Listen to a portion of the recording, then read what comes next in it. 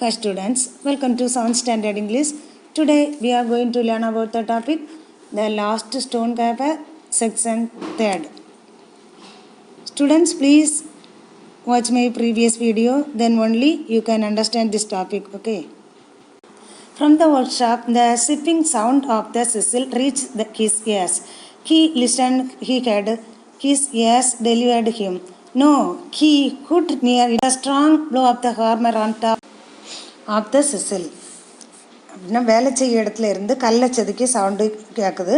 யார் அந்த வயதானவர்கள் காதில் விழுது. அவர் அதை கவனமாக கேட்குறாரு. அவர் காதில் கவனமாக கேட்டுட்டு நினைக்காரு, எனக்கு காதில் தான் கேட்குதா இல்லை வேறையா அப்படின்னு நினைக்கிறாரு. மீண்டும் அந்த ஓசை அவர் கேட்க முடியுது. அப்போ என்ன செய்யுது, சுத்தியலுக இது சவுண்டும் கேட்குது, உளியோட சவுண்டும் அவருக்கு திரும்பவும் கேட்டுகிட்டே இருக்குது.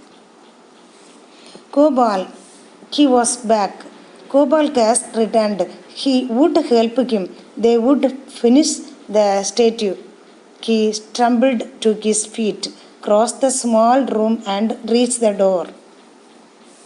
கோபால் திரும்பி வந்து விட்டானா, அவர் நினைக்காரு அவரோட மகன் திரும்பி வந்து விட்டான் அப்படின்னு நினைக்காரு.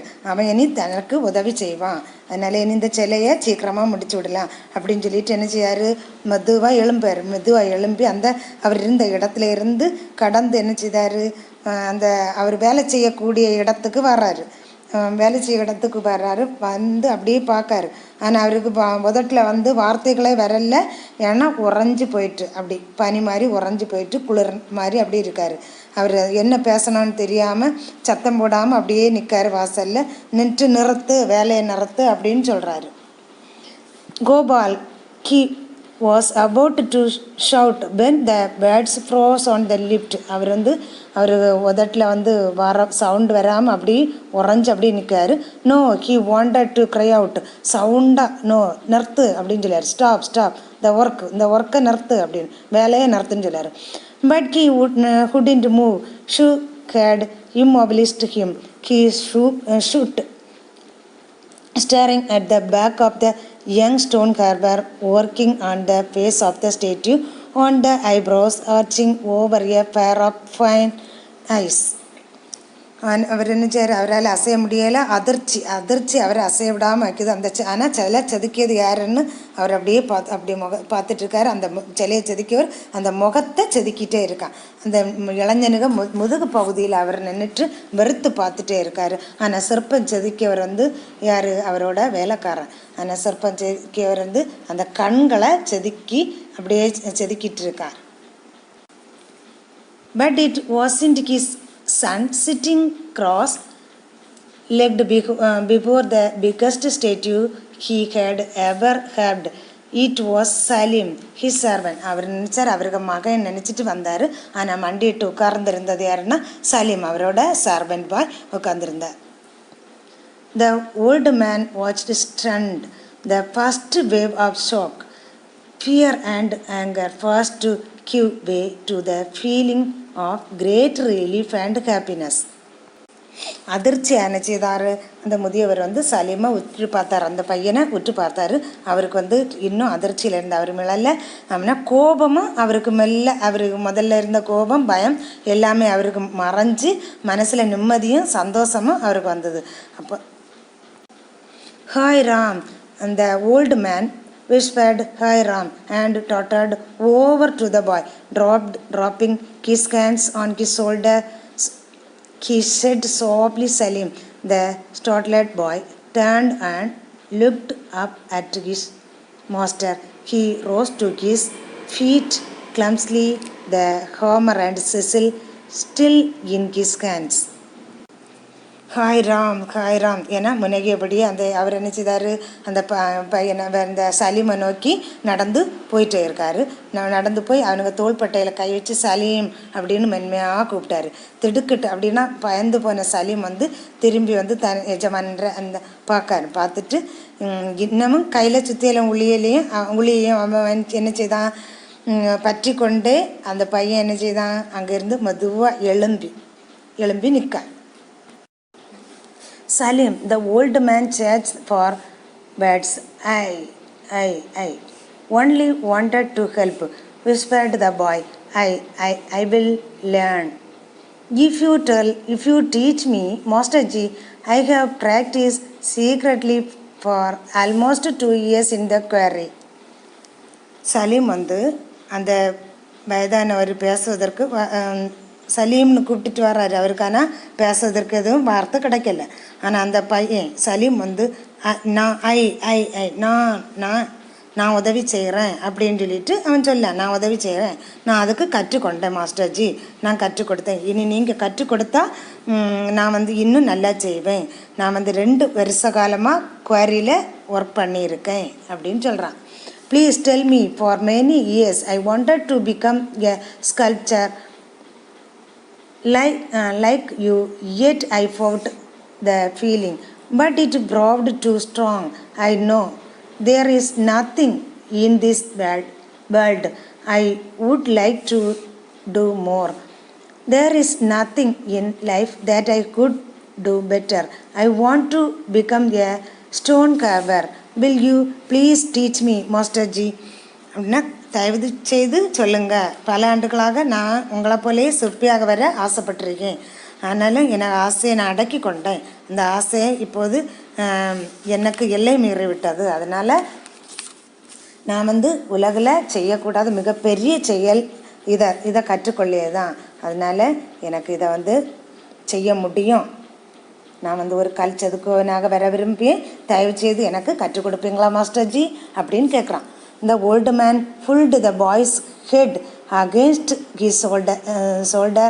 He whispered, "There's nothing I can teach you, my son Beta. Go ahead.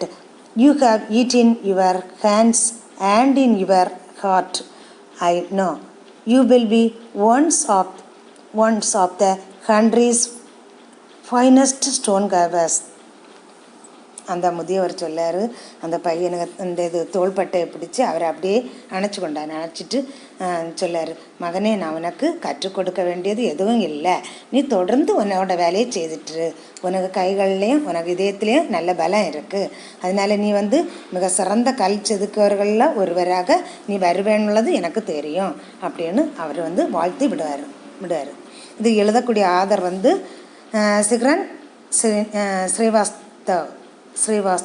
Sigaran Srivastava is an Indian author of German origin. அவர் ஜெர்மனில் உள்ளவர், இந்திய எழுத்தாளர். She is a multi-faceted artist, ஓவியர், a writer எழுத்தாளர், a sculptor சிற்பி, and an illustrator. இல்லுஸ்ட்ரேட்டர்னு சொன்னால் அது அப்படின்னு சொன்னால் விளக்கம், ஒரு விளக்கம் கொடுக்கணும்னு சொன்னால் அதை படம் வரைஞ்சி அந்த படத்தின் மூலமே அவர் விளக்கத்தை சொல்லிடுவார், அதுதான் Illustrator. As a writer, she has written over 25 books for children of all ages. அவர் 25க்கு மேற்பட்ட புக்ஸுகளை எழுதியிருக்காரு. அது வந்து குழந்தைகள் முதல் பெரிய ஆள் வரைக்கும் உள்ள எல்லாருக்குமே பொருந்தமான புக்ஸுகளை எழுதியிருக்காரு. Study portion. Who listened to the shipping sound of the chisel? The old man. Who was working with a hammer and chisel? Salim. Who was staring? The old man. Who was the young stone carver? Salim. What was he working on the face of the statue?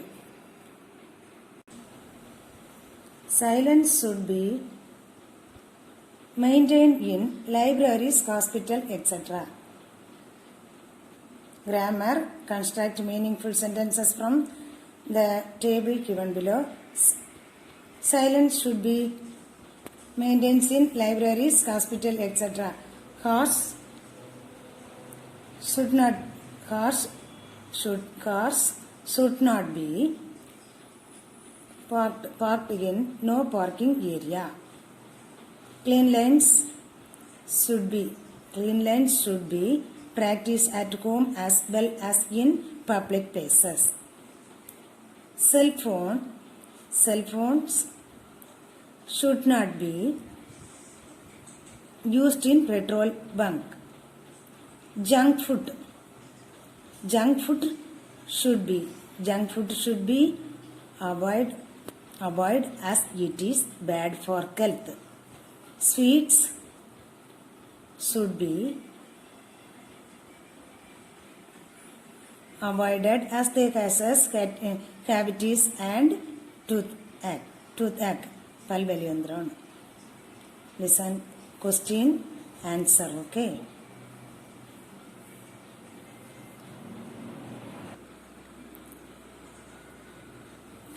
Works and fire. Paper was produced from wood. The fiber of wood from trees dash mix bracket with water to make a soft wet pulp was mixed with water to make a soft wet pulp. Later it was dried to make paper. This method was invented in 2nd BC in China. Papyrus plants use bracket by Egyptian to make paper. Papyrus plants were used by Egyptian to make papers. Thank you, students.